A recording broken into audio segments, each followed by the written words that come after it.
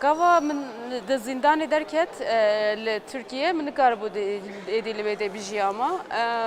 Wekî min koç kir Awropa, niha li Brîtanya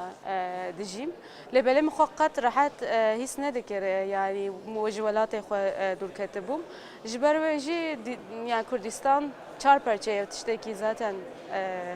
nexweş e. Lêbelê çar perçe Kurdistan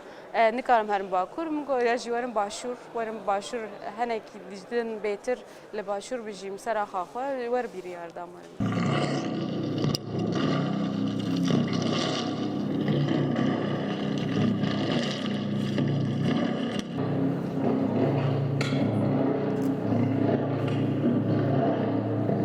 Goristana Seywan کشند لیرا یا به هزار گور هیه لبله به 2000 گور بیناون سرکفر ناو تون ناو نشان نیه نزانن افجن کینه کنگی هاتی قتل کرن چی بویه چه هاتی سروان ناویوان چیه کی جان سالی هاتن قتل کرن چه ماهینا جی اف گورستان بردوام دکو هر de çi gevretir de bir yani jibovi gelki green Goristana Seywan lüve demet.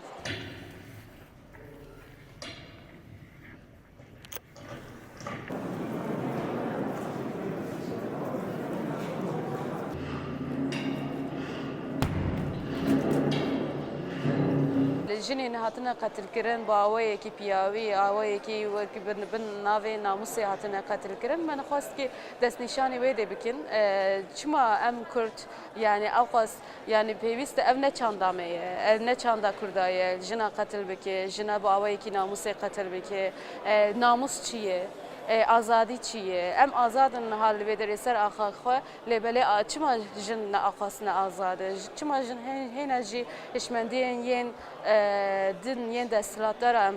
hinji berdevam dekin der em xo arav bekin em disa ser kurdawariya xo bisekin disa ser xozaya xo sürüştiya xo bisekin yani ev ne sürüştiye avqas jin te qatl kirin ev ji psikreke ki gel ki mezme bunu xo serve